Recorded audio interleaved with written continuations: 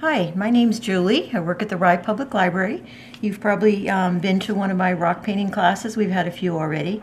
So we're going to do a really simple one today, just to refresh your memory. And let me see. Now, to get the rocks, you can probably take a nice nature walk, which is something that's good to do right about now. And with the kids, pick up a rock. It can be any shape, as you can see. It doesn't have to be round. But the smoother the surface is, the easier it is for the paint. So you don't want to find something that's too bumpy. Anyway, the first step you're going to do is paint the entire rock black. I use basic acrylic paints. You can buy at any craft store or Walmart, and they're not expensive at all. So you coat the whole rock, front and back, top and bottom. You want to make sure that it's dry before you start the dot part of the painting. If you want to speed up that process, if you don't want to do it the day before, you can just use a hairdryer and it'll dry it pretty quickly. So anyway, we're going to start always in the center of the rock. So these skewers I found in my kitchen drawers. This is a full skewer used for the grill, and I just broke it in half because it's easier to work with a short piece. So I'm going to use the flat end and the pointed end. This is a regular toothpick with a flat and a pointed end, and this is just a little dowel that I happen to have.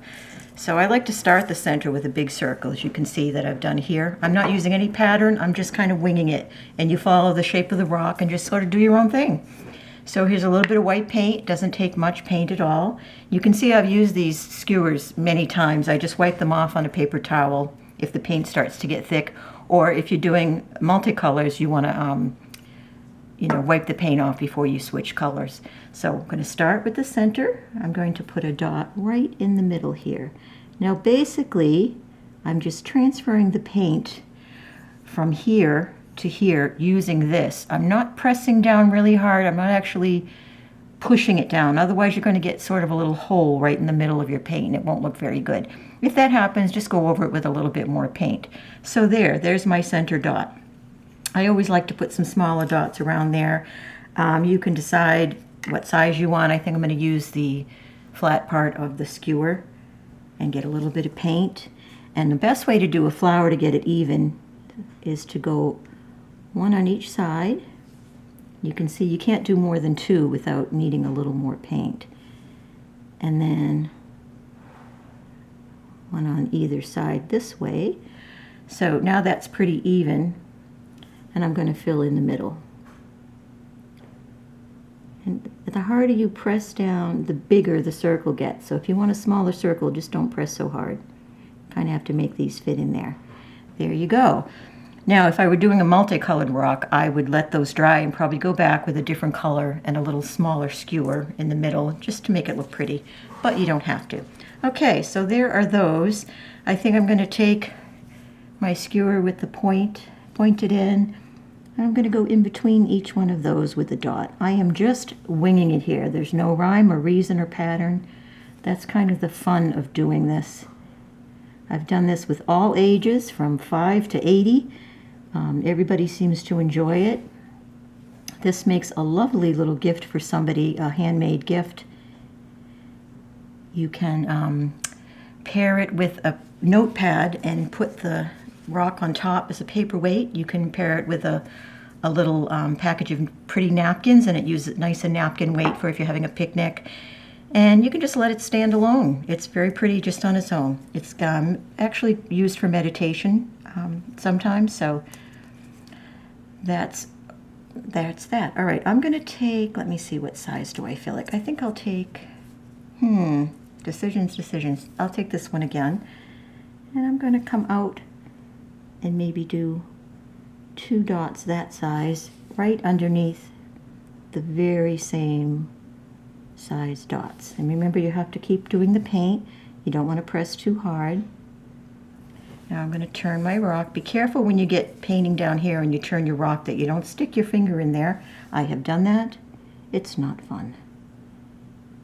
1, 2, and let me try. I'm almost done here. I'm trying to keep this simple and quick, just to give you an idea.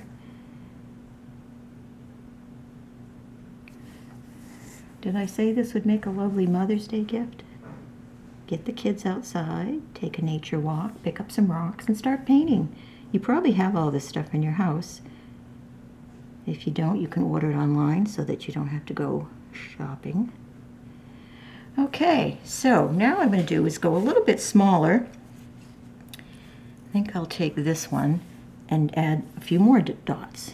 But I'm going to put a lot of paint because I want the dots kind of big. Whoops. There we go. Again, we're not looking for perfection here.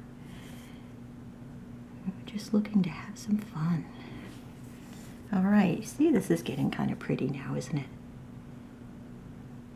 There we go. And sometimes I have to hold my other hand just to keep it from getting shaky because you're doing such... Whoop, the rock is shaking too. There we go. There. So you see I'm putting a lot of paint, so I'm getting a much bigger dot than if I just used the tip. All right, so now I've got 2 down under each one. And see, I'm wiping it off. And I'm going to use my toothpick tip and just do 2 even more tiny dots under those 2. So it sort of looks like, whoops, a lot of paint there. Sort of looks like you have a gradual size from large to small. And it looks kind of pretty. When I finish this, I have to think about what I want to do in between those spaces. All right. If you did this on a blue rock with light blue paint, it would look very pretty in a bathroom, sort of an ocean type rock, starfish. There's so many possibilities. I'm just going to touch up that little. See if you can go back and put a little paint if you see a little bit of black showing through. All right, I think that was the small dots on all of these. Did I get those? Yeah. Okay, now what to do in the middle? Let me see. I think I might take this size, this is the back of the skewer again, and go maybe in between these. That'll sort of give me a circle effect here.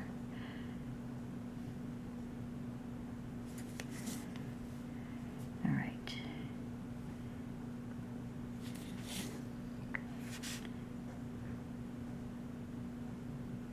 All right, so what I like to do under these circles sometimes with the small toothpick point, I put a dot in the middle with a little bit of space under it, and then 2 dots a little bit higher.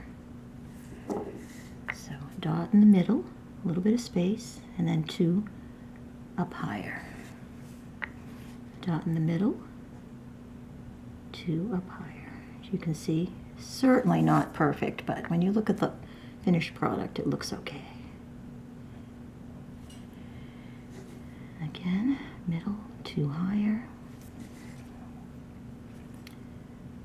You can see I have a little hole in the rock right there. I'm going to just fill it in with a little bit of paint. Probably should have left it alone.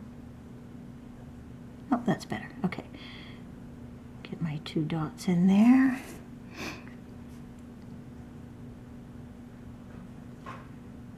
Okay, 1, 2, 3. There. Now I can keep going if I want to. I'm not sure that I do. I might do that same 3 dot thing at the bottom of each one of these. I don't know why. I just think it looks cute.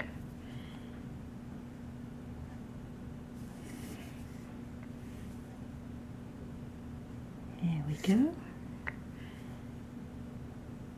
Oops. That's a little big. Remember, we're getting down to the lower part of the rock now, so you have to be careful when you turn it that you don't stick your fingers in it. Sometimes I put this on a piece of paper if I'm doing a really low edge, and I turn the paper instead of the rock. I'm almost done here. 1, 2, 3. There. Okay. I think I'm going to leave it at that for now. I could add a lot more if I wanted to, and I might go back another day and do that. But right now, that's pretty much done. When this is all dry, and give it a good 24 hours because the paint's thick, you can spray it with something like this, a clear varnish. Do it outside. It's very pungent smelling. and then it gets nice and shiny like these. So I just want to show you some of the multicolored rocks that I've made. You've seen this one, and this one, and this one. They're all different shapes, but I'm going to move this guy over, and this.